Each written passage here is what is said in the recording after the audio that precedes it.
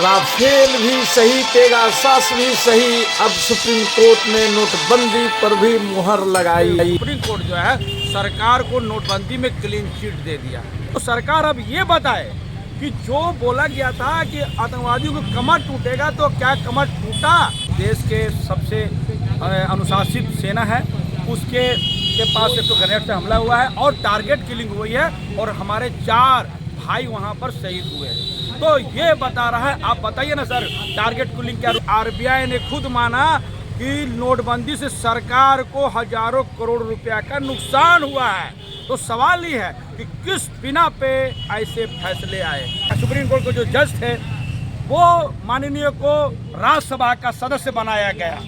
तो ये सारे चीज को जो लबोलवाब देखा जाता है, पूरा इसको निचोड़ निकाल के लोग उसको शक के दायरे में देखते हैं। मैं मानता हूँ कि दुनिया के सबसे बड़ा लोकतंत्र भारत में न्यायपालिका सबसे बेहतर न्यायपालिका है, मैं इस पर कोई नहीं है। लेकिन कुछ लोगों के द्वारा किए गए कार्यों से कुछ लोग इस पर प्रश्न चिन्ह खड़ा करते हैं। सरकार को आगे आने के वक्त बताना चाहिए कि धारा 370 से देश को क्या फायदा हुआ। अगर फायदा हुआ है तो सरकार को आगे आना चाहिए था, और अगर नहीं है तो उसका कोई बात ही नहीं है। किसी ने तो विरोध तो किया नहीं। लेकिन एक बात चीज़ है कि आज जिस जगह पर जो भी कार्यक्रम, जो भी कानून आप ला रहे हैं, तो उस कानून को थोपने का काम सरकार कर रही है। आजाद जी, ये बताइए कि अभी सुप्रीम कोर्ट का जो आज आदेश आया है कि नोटबंदी सरकार का सही फैसला था, इस पर आपका क्या कहना है? देखिए, आज हमको लग रहा है कि जिस तरह का सुप्रीम कोर्ट का आदेश के बारे में जो हम लोग मीडिया के मार्फत से पता चल रहा है, हमने उसका कोई ऑब्जर्वेशन नहीं देखा कि ऑब्जेक्शन क्या दिया। लेकिन लबोलवाब ये बात में है कि सुप्रीम कोर्ट जो है सरकार को नोटबंदी में क्लीन चिट दे दिया। सवाल ये होता कि सरकार जिस बात को लेकर नोटबंदी किए थे, जिन्होंने कहा था कि इस पे आतंकवादियों को लगाम लगेगा, इसमें जो है 2 नंबर का काम करने वाले को धराशायी किया जाएगा, और ये बताया जाएगा कि कश्मीर में पत्थरों में कमी आ गई, जो लोग हमारे सुरक्षा बलों पर लगा रहे हैं, इस तरह के कई कयास लगाए गए थे। आपको एक जानकारी हम देना चाहते हैं कि आरबीआई ने खुद माना कि नोटबंदी से सरकार को हजारों करोड़ रुपया का नुकसान हुआ है। तो सवाल ये है कि किस बिना पे ऐसे फैसले आए। जाहिर से बात है कि सरकारी जो तंत्र है उसकी बातों को सुप्रीम कोर्ट में तरजीह देकर सुना जाता है। कोर्ट का एक मिजाज है और एक व्यवस्थाएं हैं कि वो लोग सरकार के तंत्र को ही ज़्यादा सुनते हैं और प्राइवेट तंत्रों को नहीं है। तो सरकार अब ये बताए कि जो बोला गया था कि आतंकवादियों को कमर टूटेगा, तो क्या कमर टूटा?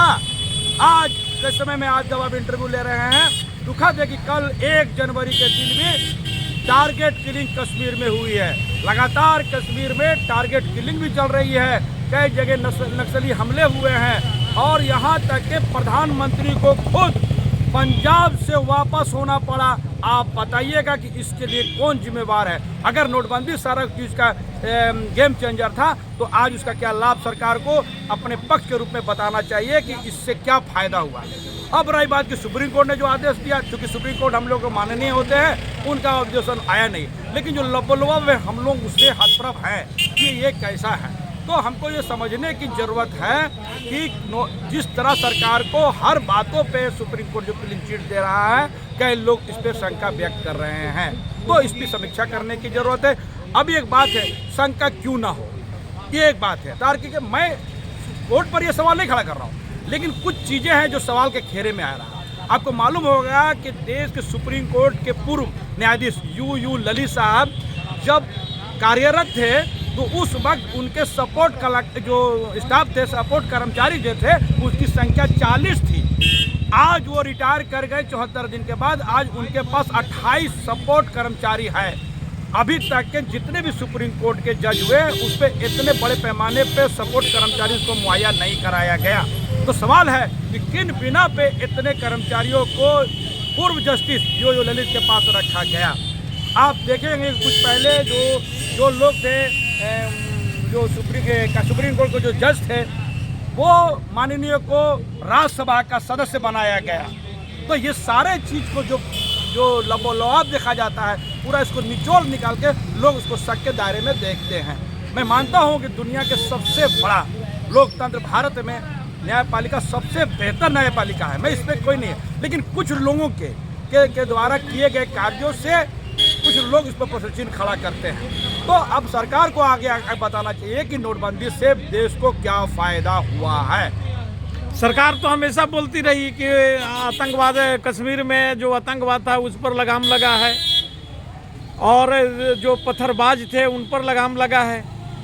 अब आप क्या चाहते हैं? देखिए, आपको ये बात समझने की जरूरत है कि आज मैं बोले ना कि प्रेजेंट के टाइम में कल 1 जनवरी के शाम को 2 जगह पर हमले हुए हैं, जिसमें एक हम लोगों के देश के सबसे अनुशासित सेना है, उसके पास एक तो ग्रेनेड से हमला हुआ है और टारगेट किलिंग हुई है और हमारे 4 भाई वहां पर शहीद हुए हैं। तो ये बता रहा है, आप बताइए ना सर, टारगेट किलिंग क्या रुकी है क्या?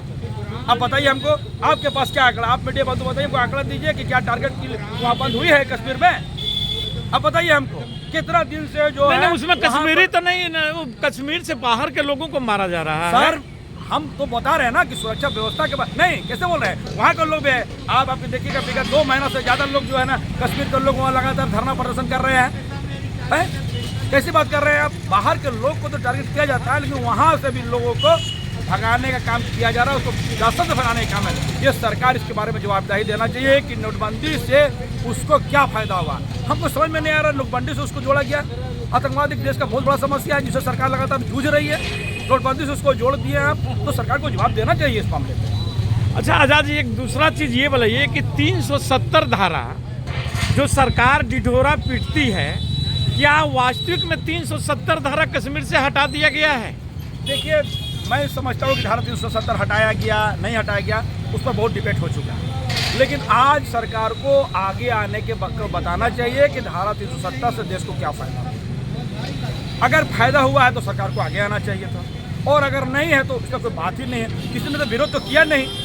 लेकिन एक बात चीज़ है कि आज जिस जगह पर जो भी कार्यक्रम, जो भी कानून आप ला रहे हैं, तो उस कानून को थोपने का काम सरकार कर रही है, वो विश्वास में नहीं ले रही है। अगर कहीं भी कानून बनता है तो उस सरकार को विश्वास में लेना चाहिए, क्योंकि जनता के प्रति सरकार जवाबदेह होती है। तो सरकार को ऐसे लोगों को विश्वास में लेकर कोई भी कानून को लाना चाहिए, ये मेरा विचार है।